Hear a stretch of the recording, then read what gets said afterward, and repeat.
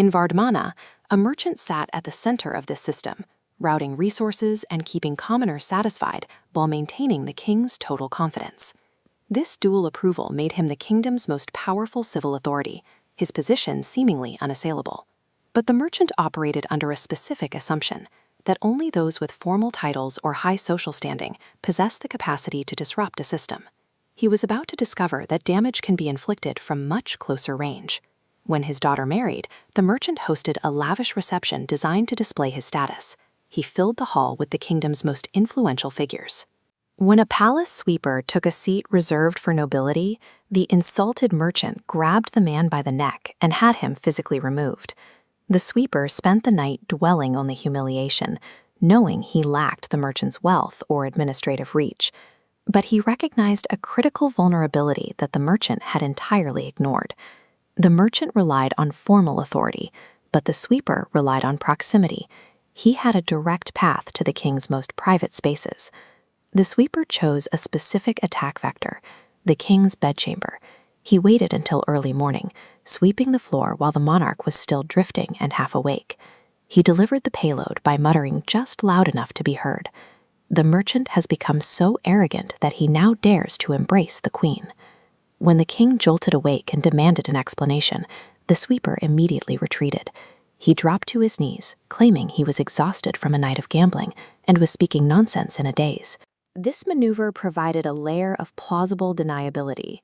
By framing his words as the ramblings of a tired man, he avoided a direct charge of treason, while ensuring the seed of suspicion took root.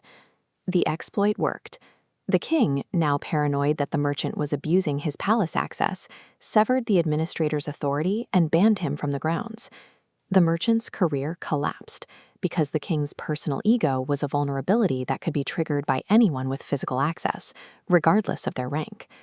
The merchant realized the nature of the attack when he was stopped by guards at the palace gates, while the sweeper stood nearby, mocking his sudden loss of power.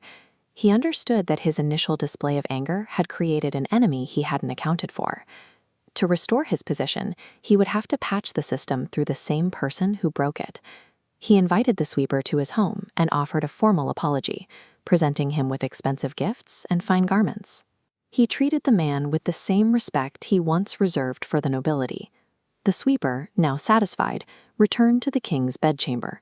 He used the same early morning timing and the same half-awake state for a second exploit. This time, he muttered a ridiculous claim. "Our king is so strange, he eats cucumbers while sitting on the toilet." The king was outraged by the absurdity of the claim, but it forced a logical pivot. If the sweeper was mumbling nonsense about cucumbers, then the previous claim about the merchant must have been equally baseless. The merchant reversed the damage by targeting the source of the misinformation. He recognized that the king's emotional logic could be manipulated in both directions. The king, believing he had been unfair, reinstated the merchant to his post, providing him jewels and honors to compensate for the mistake. The merchant's return to power came with a new realization. The most stable administrative systems are vulnerable to the smallest, most overlooked points of contact.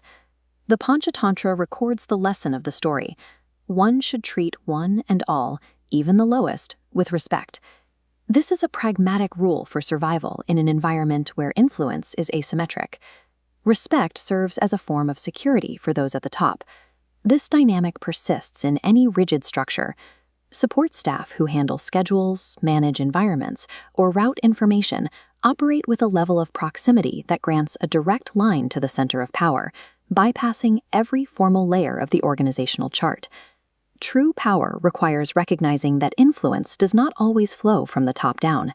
Information can travel from the bottom to the top in an instant, and those who ignore the people in the background often find their authority dismantled by them.